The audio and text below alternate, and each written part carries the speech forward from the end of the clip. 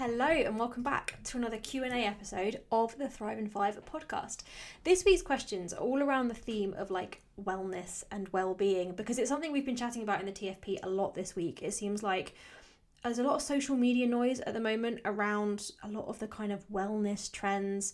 I'm not sure whether certain influencers are getting more ads or something, but it seems to be a lot of noise around that kind of green smoothie, wellnessy, health myth thing.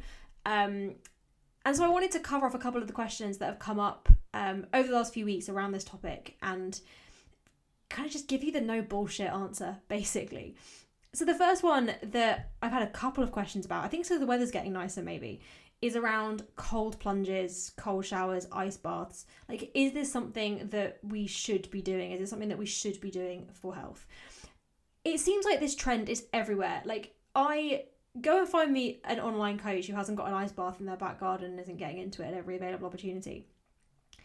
I'm not saying it's all nonsense. There are some benefits. Cold exposure does help.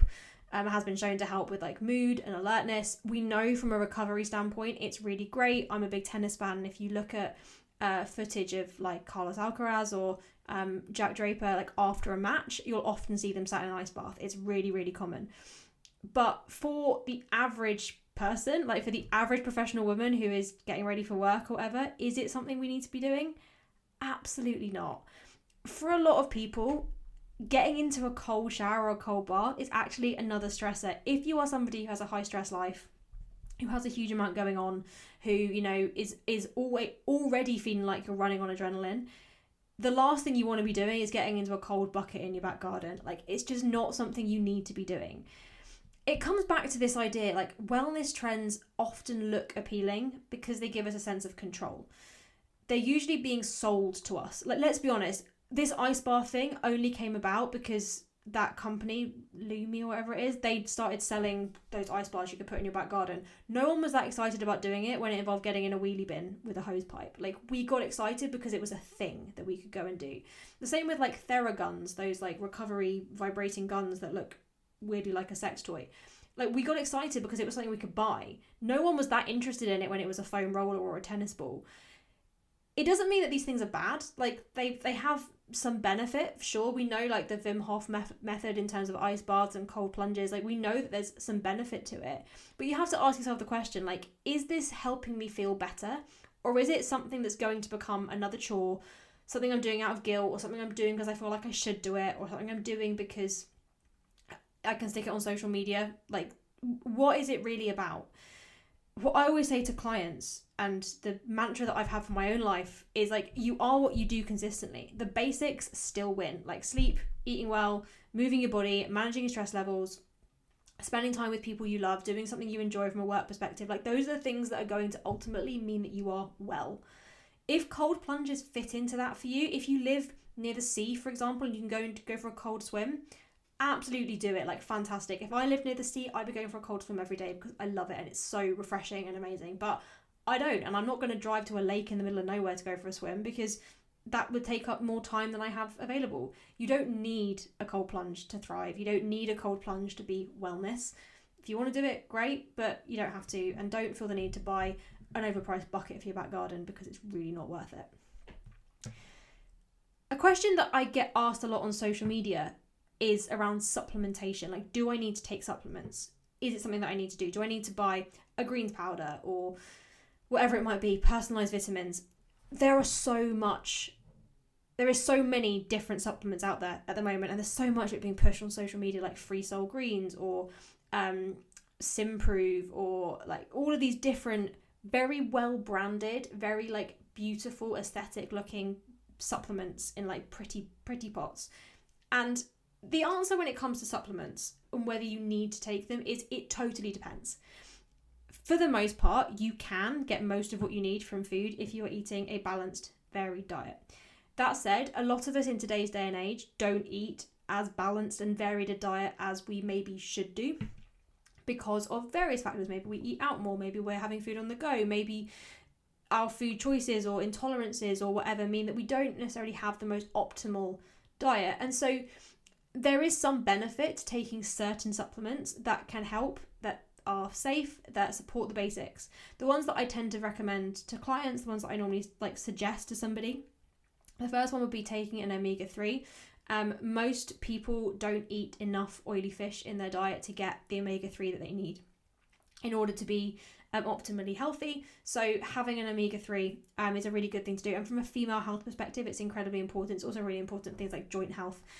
So a very good one to take, and like very, very safe. The other one that I will always suggest to people is vitamin D. It's especially important in the UK where sunlight is quite rare. I mean, I know it's sunny at the moment as I'm recording this, but it's not always sunny in the UK. So taking a vitamin D supplement can be really beneficial. And we know since the pandemic, sorry, buzzword, I feel like I should have a buzzer every time I say that word.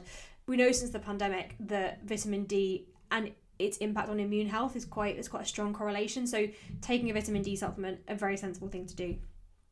And then the two others I tend to suggest to people, creatine, which a lot of people think is just for like gym bros. It doesn't make you big, it doesn't make you bulky. If you're doing any form of strength training or any form of exercise in general, taking creatine is very, very sensible. It's a very safe supplement to take. It is the most researched sports supplement out there. There is no real negative to taking it. There's no side effects at all.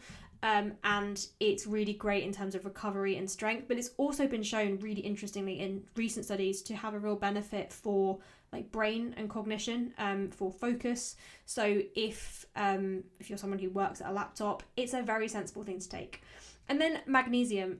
Most women are deficient in magnesium around their time of the month, and there is a lot of evidence that shows that low levels of magnesium contribute to like heavy periods, painful periods, extreme PMS, etc. Magnesium's also great for sleep and stress. So I take magnesium. I've been taking it now for maybe 2 years, on and off. Well, mostly on, but occasionally off if I forget. But I've been taking it for a really long time, and I find it absolutely brilliant for helping me to sleep. If I don't take it, I notice a big difference in my sleep, but also in terms of my periods, it has really helped in terms of cramps and things like that. There are other supplements that can be helpful in specific contexts, like electrolytes if you're in hot country or if you're traveling, or if you are doing a lot of exercise.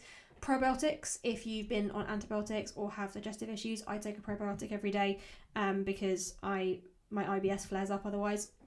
And there are particular supplements that are really beneficial for things like PCOS, stress, etc. But context matters again. But a lot of the supplements that we see out there, things like greens powders, a lot of them are just trying to sell you, like, they're trying to sell you something. You don't need to take a greens powder, just have some vegetables. Like, it's that simple. Supplements are there to add to your lifestyle. They're not there to replace a solid foundation. Like, again, like the basics still win. Sleep, good food, moving your body, managing stress, spending time with good people. Like, those are the things that have the biggest impact on your health. A supplement, like, it can help a little bit, but for the most part, you are spending a lot of money on something that you probably don't need. And a lot of supplements, you're basically just giving yourself very expensive urine, because if your body doesn't need that thing, it will just pee it out, basically. Mm-hmm. And then thirdly, the third question I wanted to answer, because this is something that seems to be a real thing on social media at the moment, is this idea of like hormone balancing and seed cycling. And there's a lot of, I feel like influencers have figured out that female hormones and female health is like the new thing, the new buzz thing that we can try and sell. It's less weight loss now and more like, how can we sell you something that's going to help with your hormones and help you balance your hormones, or help you balance your hormones so you can lose weight. This seems to be a big one, because hormones affect so much, right? You have obviously your female sex hormones, your estrogen, your progesterone, but actually hormones govern pretty much everything in your body. They impact your hunger and your fullness. They impact your sleep, your energy, your stress. Like, everything you feel in your body pretty much comes down to hormones. And when people talk about hormone balancing, they're actually talking about female sex hormones, and they're kind of missing this bigger picture that your hormones are a really complicated machine. And no amount of like putting certain seeds on your porridge or like anything like that is going to fix your hormones. Because let's be real, for pretty much everybody out there, your body is already constantly regulating your hormones. It doesn't need like a powder or a rotation of like flaxseed and pumpkin seed and chia seed or whatever to do that.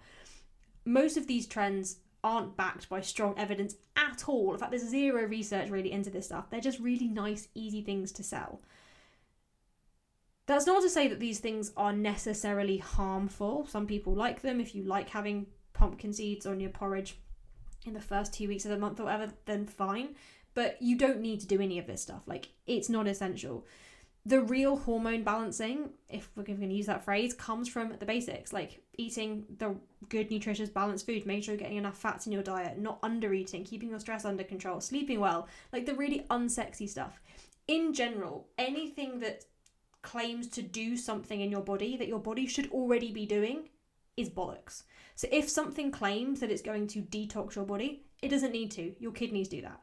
If something claims it's going to balance your hormones, you probably don't need it. Your body is doing that. And if your body isn't regulating its hormones, you probably need to go see a doctor and have a chat about medication. Most of this stuff is just nonsense. It's real nonsense. The reality is the wellness industry is really loud, and it's getting louder, and it feels like it's growing and it's becoming more of a thing. In reality, if it sounds too good to be true, if it's being sold as a fix all, or if it's telling you it's going to do something that you know your body should be doing on its own, it is probably not the answer. In general, start with what fits your lifestyle, the things you can do consistently and the things that make you feel good. So if you know that getting up and having a cold shower in the morning makes you feel good, then fab. If you know that sticking pumpkin seeds in your breakfast makes you feel great, then fab. But don't feel like you have to do it in order to be wellness or to have well-being. Well-being comes from doing the things, the basics, the unsexy basics, which we've just talked about: eating good food, moving your body, getting enough sleep, managing your stress, spending time with good people. Like, those are the things that drive real well-being. So let's go do that.